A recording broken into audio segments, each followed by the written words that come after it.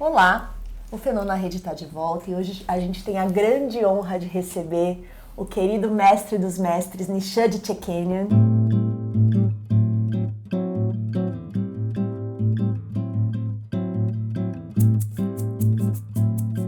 O Nishad é professor da PUC e mais que doutor em fenomenologia, e foi ele que me deu o meu canudo, o meu diploma de colação de grau. Então eu tenho a honra, a felicidade de receber aqui o Nishad. Nishad, seja muito bem-vindo aqui na nossa rede. Para mim está sendo muito agradável, Que bom. muito surpreendente, mas mais do que tudo, muito amoroso. Que bom, Nishad. E você, com muita clareza e com todos aqui que estão me recebendo aqui. Está sendo muito bom, viu? Você é muito bem-vindo, sempre na nossa rede. Legal, legal. Nishad, para a gente começar a nossa conversa, Sei. eu gostaria que você, que forma psicólogas e psicólogos há décadas, né? Desde 1972. Que maravilha! Pudesse deixar uma dica assim sobre fenomenologia para quem está nos assistindo, né? O que você tem notado ao longo desses seus anos todos de contato, né, com a graduação? O que da fenomenologia tem sido assim mais importante que você gostaria de deixar para nós, como início de conversa? Como início de conversa e talvez como algo o mais fundamental. Acho que, pelo menos naquilo que eu tenho percebido durante esses anos todos, né? E tenho chegado a algumas percepções, né? Não sei, não quero dizer com isso que sejam definitivas, as únicas, nada disso. Mas o meu modo, né, de perceber é que a fenomenologia oferece, no meu entendimento, uma oportunidade de cada um de nós ir, de acordo com o aprofundamento de cada um de nós, nos apropriarmos desse modo nosso de estarmos em contato com, seja lá o que for, né? Então, nesse sentido, a fenomenologia não é uma abordagem clássica que já recomenda isto como maneira de estar em contato. Não. Ela privilegia a originalidade de presença de quem está interrogando, de quem está assustado, espantado, curioso, desejoso, e ela privilegia isso e meio que sussurra para cada um de nós. Então, deixa isto que é o seu jeito de estar na situação revelar coisas que estão vindo ao seu encontro, né? E vai, com o tempo, amadurecendo o sentido do que vem ao seu encontro, que se revela graças à sua maneira peculiar de ser. E eu diria, tem toda a validade, porque inaugura um novo universo de possibilidade de ser. Tanto de pessoas, quanto de acontecimentos, do mundo de um modo geral. Então é isso. Está dizendo, Nishad, que a fenomenologia, a gente estuda, né, a filosofia, mas que se ela não passar por cada uma e cada um de nós, ela é fria. Ela perde o valor. Ela perde totalmente o valor próprio dela. E, Nishad, ao longo da sua experiência, o que você tem notado que é a maior dificuldade da fenomenologia? Tanto, né, como pensador, como professor, como clínico, e qual que é a maior beleza dela? A maior dificuldade é exatamente isso que eu estava dizendo, mas indo um pouco mais adiante, né? A maior dificuldade é que ela diz assim, se você não entrar como você mesmo, nada vai acontecer. Você só vai repetir o que o fulano no século XII a.C. falou, sabia? Ele falou com toda a inocência dele e falou e mostrou. Isto exige de nós uma coragem de, pouco a pouco, nos assenhorarmos de nós, do modo próprio de nós sermos, e estabelecermos esse modo próprio como método, como caminho para chegar às coisas mesmas, tais como elas se apresentam, segundo o nosso jeito de nos abrirmos a eles. Acho que a grande dificuldade é conseguirmos assumir isso como uma maneira única. Nossa, já pensou? Uma maneira única em que eu fico assustado, né? No que isso aqui, alguém age como eu mesmo, nossa, a angústia, né? Você sabe disso tão bem quanto eu. Isso faz com que nós vivamos uma situação angustiante, não necessariamente com sentimento, mas a percepção de que tudo aquilo que nos diz respeito de uma maneira própria, nossa, abertamente nossa, ela é a constatação de uma solidão e de um poder. De uma solidão e de um poder. Né? Essa é a grande dificuldade, de podermos amadurecer isso.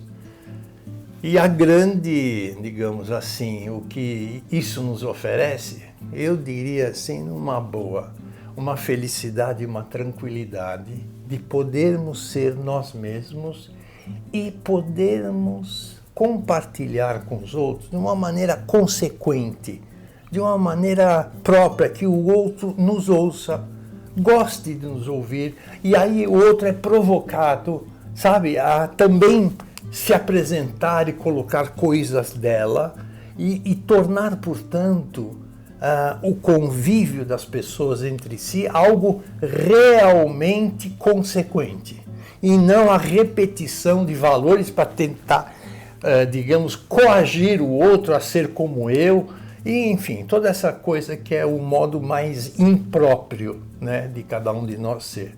Então, assim, eu acho que isso, a apropriação de nós, que é a grande dificuldade que você colocava no início, ela cria a possibilidade de uma convivência social, no verdadeiro sentido da palavra social, que é este estarmos legitimamente e autenticamente, cada um ao seu modo, uns com os outros, e ao mesmo tempo estabelecermos uma relação assim consequente, uma conversa, um contato, uma convivência consequente uns com os outros.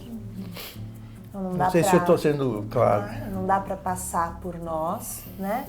Se a gente desconsiderar os outros, não existe isso, né? Não existe. Na hora que passa por nós e nós nos apropriamos de algo, imediatamente nós nos tornamos abertos para o que vem do diferente do mundo, dos outros, né? Somos afetados. Somos afetados, claro. Aliás, só somos afetados quando estamos nos apropriando de nós mesmos.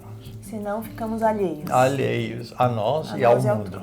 Porque o social é o nome que você dá à nossa afetação por aquilo que é diferente de nós enquanto pessoas, né? O social nesse sentido, né? É o afetado por pessoas, né?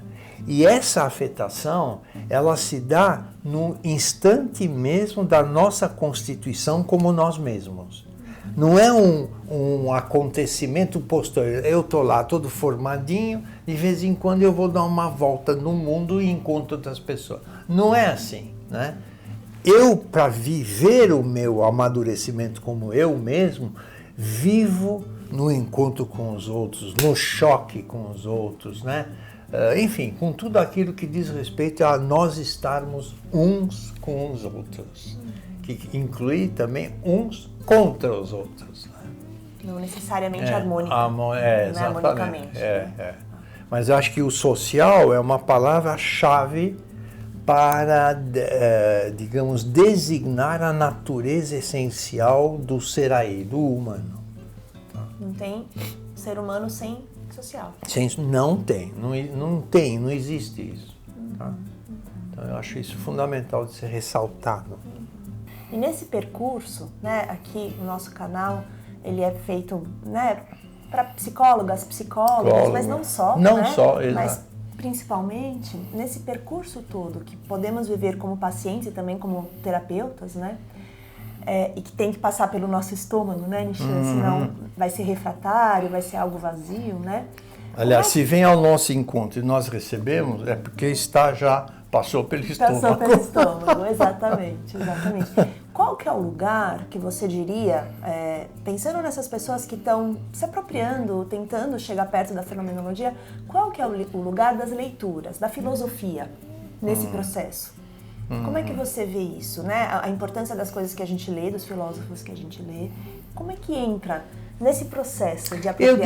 Eu diria assim, que uma leitura de filosofia tem muito sentido se puder ser cada vez mais compreendida que a filosofia é o espanto do homem frente a qualquer coisa que é. É isso, filosofia é isso. Não é um conjunto conceitual. Não é, imagina, isso é uma ilusão, é uma perda de tempo. A pergunta fundamental do filósofo é, o que é isto? Né?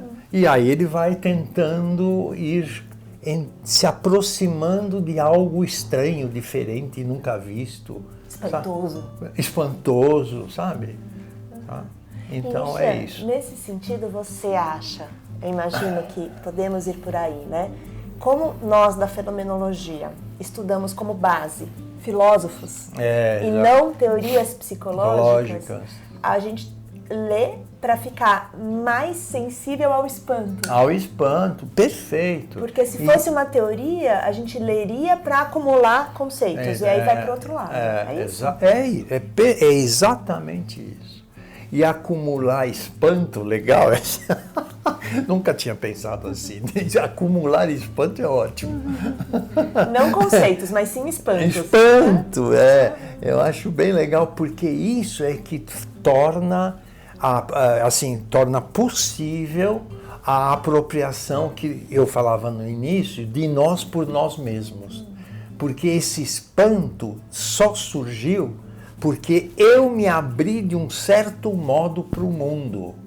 E o fundamental para cada um de nós, volto a dizer, é a tarefa de conseguirmos viver a inocência de ser a cada momento da vida. Mesmo com 800 anos de idade, digamos assim. Se tivéssemos 800 anos, a recomendação que eu acho que a fenomenologia faz, eu pelo menos entendo assim, seja uma criança, né? Sabe? Seja esta que se espanta com tudo, não sabe nomear, só sabe, né? Começa lá a balbuciar alguma coisa, que é o ponto de partida para uma familiaridade com esse algo misterioso, ameaçador, atraente, apaixonante. Tá?